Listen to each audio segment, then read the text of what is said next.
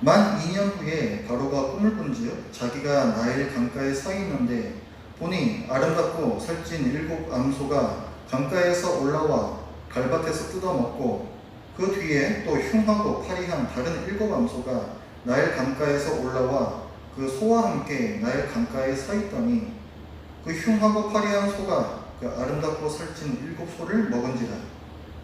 바로가 곧 깨었다가 다시 잠이 들어 꿈을 꾸니 한 줄기에 무성하고 충실한 7이삭이 나오고 그 후에 또 가늘고 동풍에 마른 7이삭이 나오더니 그 가는 7이삭이 무성하고 충실한 7이삭을 삼킨지라. 바로가 깬즉 꿈이라. 아침에 그의 마음이 번민하여 사람을 보내어 애굽의 점술가와 현인들을 모두 불러 그들에게 그의 꿈을 말하였으나 그것을 바로에게 해석하는 자가 없었더라. 술 맡은 관원장이 바로에게 말하여 이르되 내가 오늘 내 죄를 기억하나이다. 바로께서 종들에게 노하사 나와 떡 굽는 관원장을 친위대장의 집에 가두셨을 때에 나와 그가 하룻밤에 꿈을 꾼즉 각기 뜻이 있는 꿈이라. 그곳에 친위대장의 종된 히브리 청년이 우리와 함께 있기로 우리가 그에게 말하매 그가 우리의 꿈을 풀되 그 꿈대로 각 사람에게 해석하더니 그 해석한 대로 되어 나는 복직되고 그는 매달렸나이다. 이에 바로가 사람을 보내어 요셉을 부르매 그들이 급히 그를 옥에서 내놓은지라. 요셉이 곧 수염을 깎고 그의 옷을 갈아입고 바로에게 들어가니 바로가 요셉에게 이르되 내가 한 꿈을 꾸었으나 그것을 해석하는 자가 없더니 들은즉 너는 꿈을 들으면 능히 푼다 하더라. 요셉이 바로에게 대답하여 이르되 내가 아니라 하나님께서 바로에게 편안한 대답을 하시리이다. 아멘.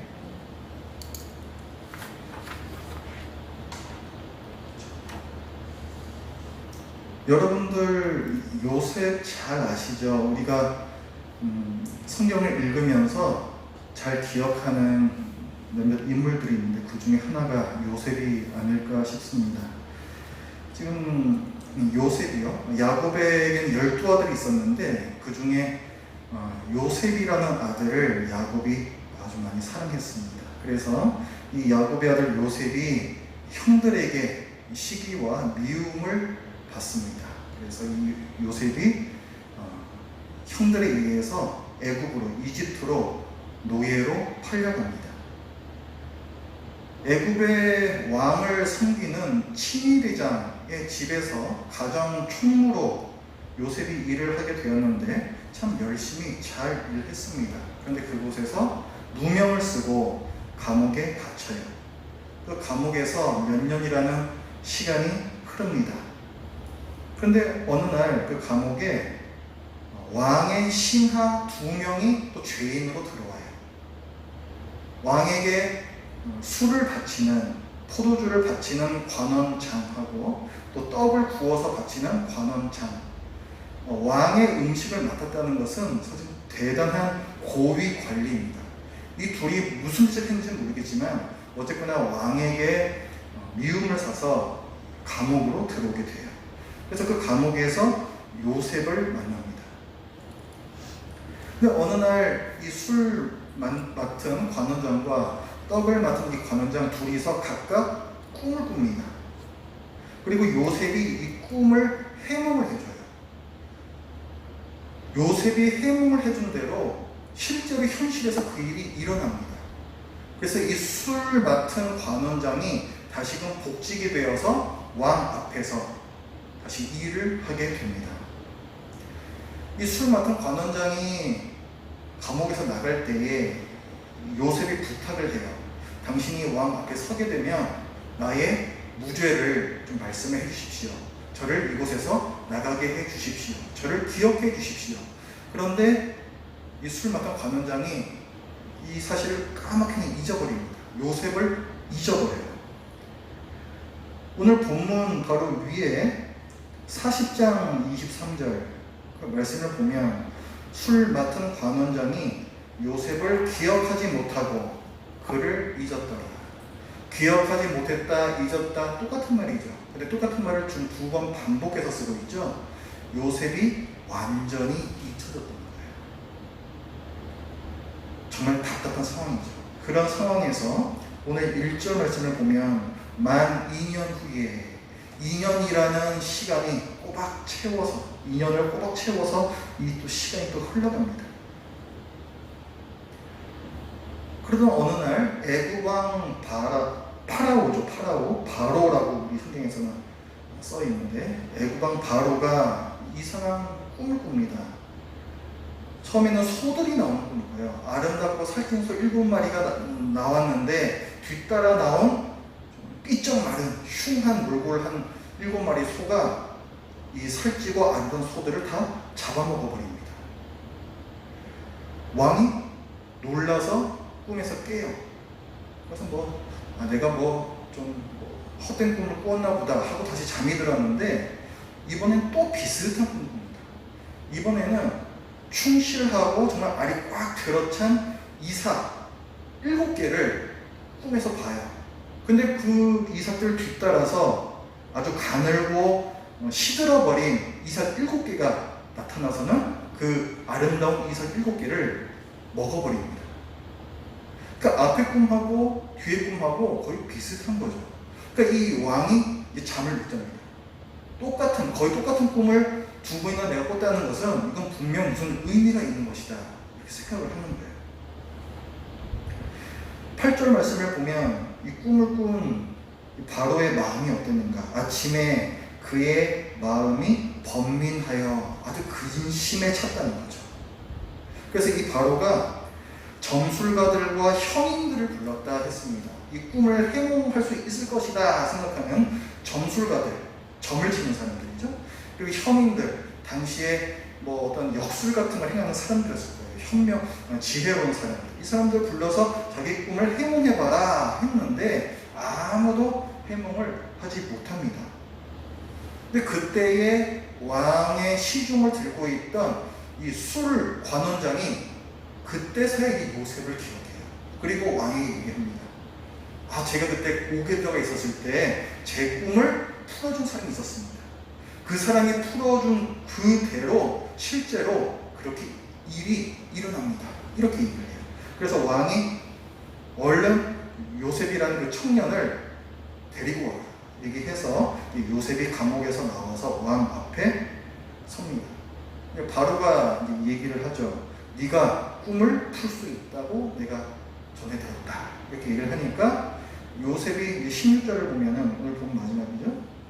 이렇게 바로에게 대답을 해요. 내가 아니라 하나님께서 바로에게 편안한 대답을 하시리이다. 마음을 놓으소서 이렇게 얘기하는 거죠. 하나님께서 이 꿈의 의미를 알려주실 겁니다. 하나님께서 알려주신다. 이렇게 지금 요셉이 얘기하죠. 하나님께서 알려주신다.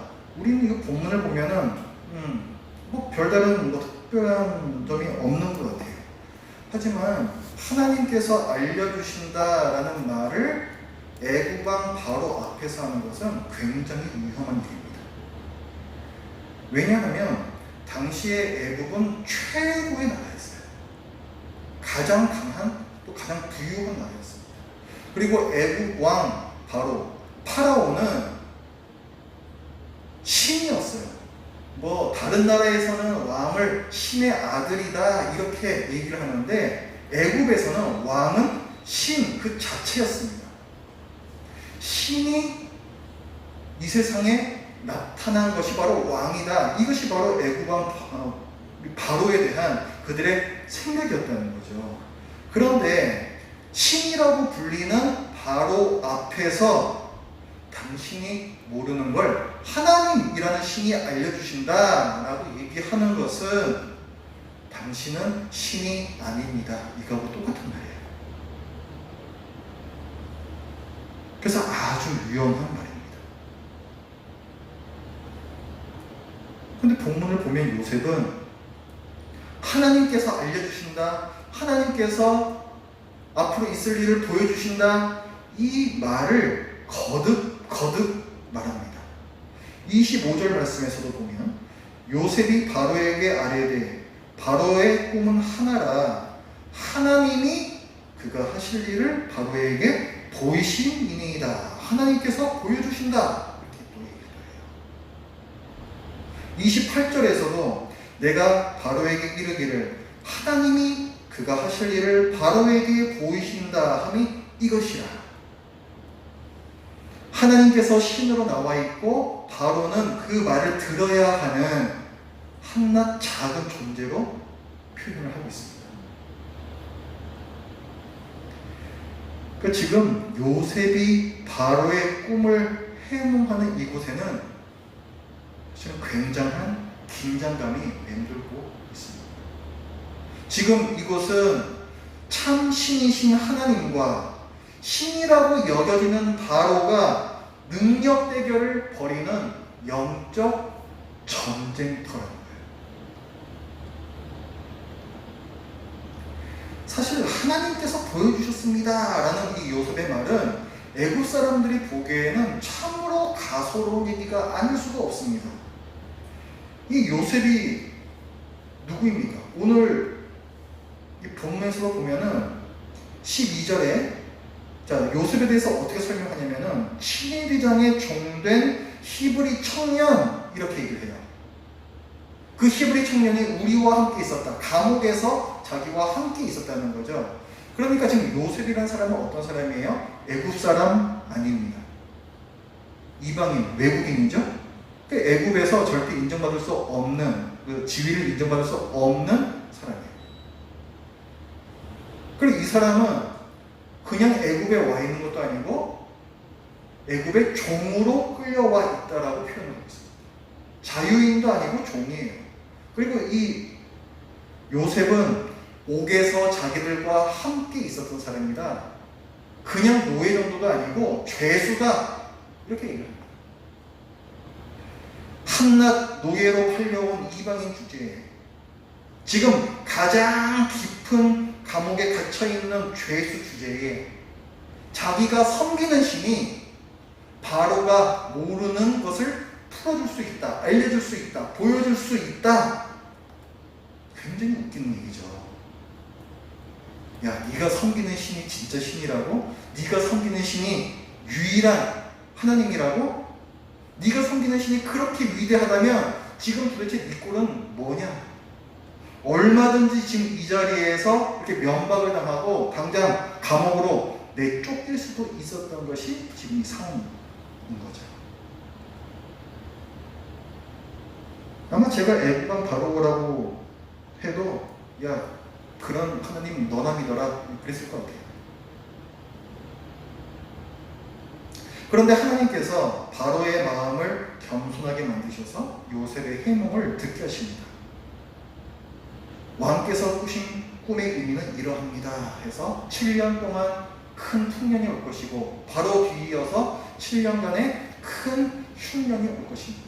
이 큰 흉년을 대비해서 양식을 비축해 놓으십시오. 그리고 이 일을 할 수 있는 지혜로운 사람을 뽑아서 임명하십시오. 이에 애굽왕 바로는 요셉을, 바로 이 요셉을 애굽의 총리로 임명합니다. 왜 그래요? 바로가 깨달은 거예요. 이 여호와라는 신은 히브리인들만의 신이 아니구나. 이 여호와라는 이 하나님께서 자연을 다스리시는 분이시구나. 내가 믿고 있는 신들이 자연을 다스리는 게 아니구나. 그리고 이 요셉은 하나님의 뜻을 아는 사람이구나. 이거를 지금 깨달은 거예요. 그래서 7년 흉년이 왔을 때 애굽은 살아남습니다. 하나님께서 앞으로 있을 일을 바로에게 꿈으로 보여주신 것은 이 일에 대비하라는 자비와 긍휼의 메시지였습니다. 하나님의 구원 계획이 선포되면 인간은 그 말씀을 믿고 그에 맞게 행동을 해야 됩니다. 바로는 그렇게 했고 애굽은 큰 흉년 가운데 살아남습니다. 요셉이 노예가 되고 또 죄수가 되었다가 그리고 애굽 총리가 되는 이야기를 보면서 우리는 요셉 개인의 이야기에 집중하고 빠지기가 쉽습니다. 그러나 이 요셉 이야기는 요셉 개인의 흥망성쇠 이야기가 아닙니다. 우리는 요셉 이야기를 볼 때에 그 맥락을 봐야 돼요. 하나님께서 창세기 12장에서 아브라함에게 약속을 해주셨습니다. 내가 너를 통하여 큰 민족을 이룰 것이다. 이 약속을 해주셨죠. 근데 조금 있으면은 큰 흉년이 올 거예요. 그리고 그 흉년에서 이스라엘도 거기서 벗어날 수가 없습니다. 근데 만약에 이 큰 흉년 때문에 이스라엘이 다 굶어 죽어버린다. 그러면 하나님의 약속이 이루어지지가 않는 거죠. 번성해야 되는데 이스라엘 민족이 크게 번성하여서 하나님 나라를 이루어야 되는데 흉년 때문에 망해버릴 수 있다는 거죠. 그렇기 때문에 하나님께서는 이 아브라함 언약을 지키시기 위해서 큰 흉년 가운데에서도 이스라엘을 보존하시기로 하십니다. 그래서 그 일을 위해 많은 곡물을 생산하고 저장해 놓을 수 있는 이 애굽이라는 나라를 사용하시는 거예요.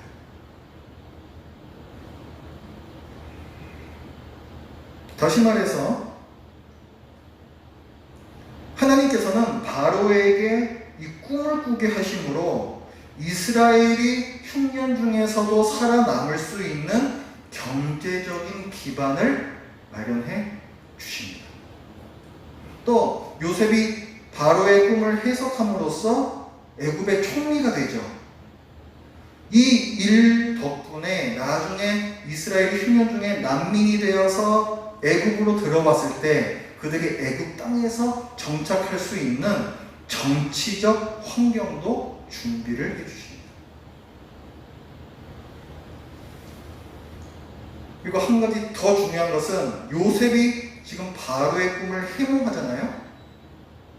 이걸 통해서 이스라엘이 후에 애굽으로 들어와서 살 때에 영적으로 흔들리지 않을 수 있는 기반을 또 준비를 시켜주세요.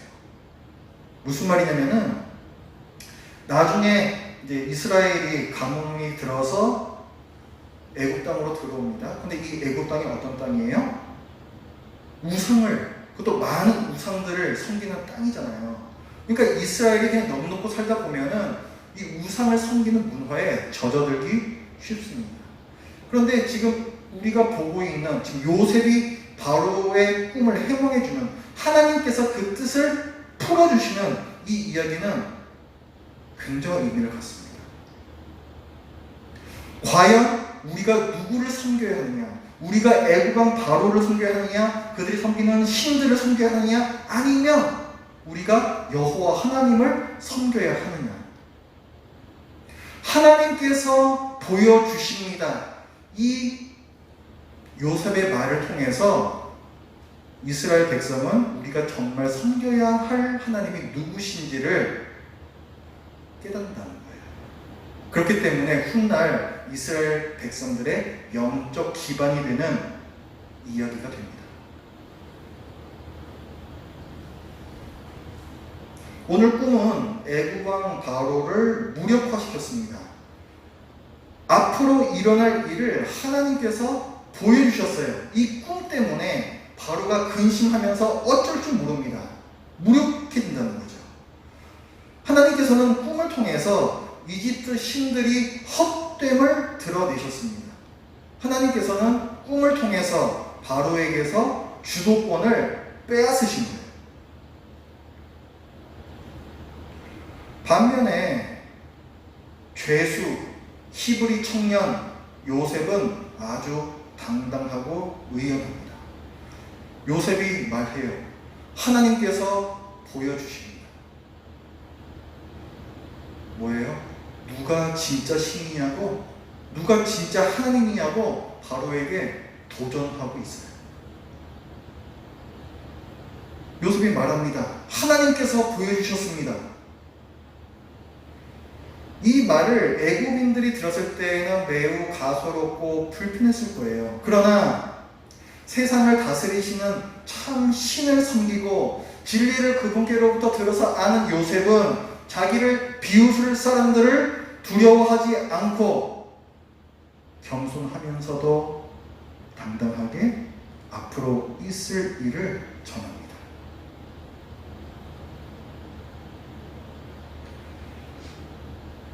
요즘 저는 제가 기독교인입니다. 저는 목사입니다.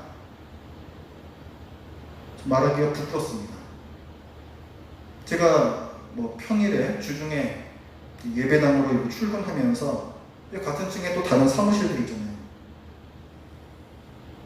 그래서 다른 사무실에서 이렇게 나와서 들락날락 하시는 분들을 복도에서 제가 마주치면 제가 참 편치가 않고, 제가 어느 문을 열고 들어가는지 좀 안 보여주고 싶고, 그 정도로 부끄럽습니다. 죄인된 기쁨이라는 거죠. 그런데 오늘 본문의 이 말씀을 묵상하면서 이 죄수 요셉의 당당함과 의연함이 내게 있어야겠다 생각을 했습니다. 바로의 꿈을 통해서 세상에 큰 흉년이 닥칠 것을 하나님께서 보여주셨습니다. 그리고 요셉이 그 꿈의 뜻을 애굽인들이 경멸하는 외국인 노예의 신분으로, 또 죄수의 신분으로 하나님의 이름으로 전했을 때 애굽인들은 믿음으로 반응했고 구원받았습니다. 지금 세상 사람들이 교회와 그리스도인들을 경멸하고 비우고 있다고 해서 그분들에게 닥쳐올 심판의 문제가 해결된 건 아니에요. 그분들은 여전히 죽음의 문제 앞에서 무력하고, 우리는 그분들에게 심판과 구원에 대해 알려드려야 합니다.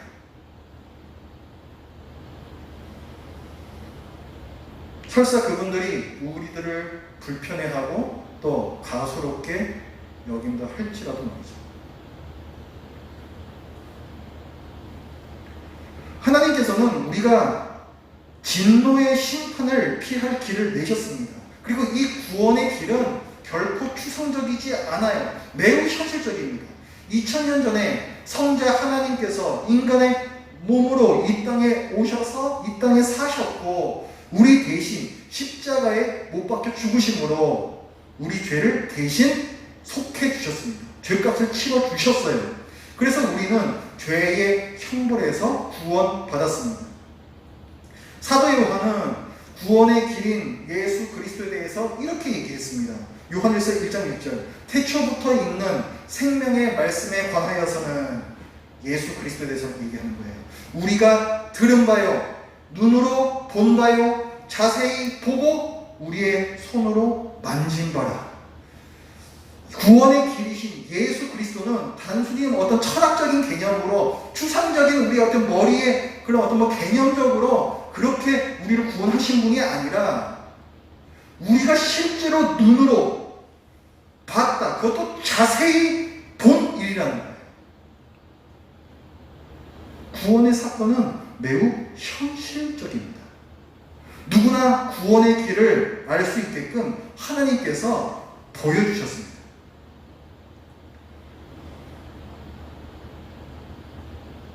그래서 우리는 세상에 증거해야 합니다. 우리가 죽는 것이 끝이 아닙니다. 우리는 심판을 받습니다. 그러나 하나님께서 구원의 길을 보여주셨습니다. 그는 예수 그리스도십니다. 우리는 과연 누가 진짜 신이냐고 세상에 도전해야 됩니다. 이 말을 듣는 세상 사람들이 우리를 참 가소롭고 불편하게 여길지라도 우리는 말해야 돼요. 하나님께서 보여주셨습니다. 하나님께서 구원의 길을 알려주셨습니다. 우리는 얘기해야 됩니다.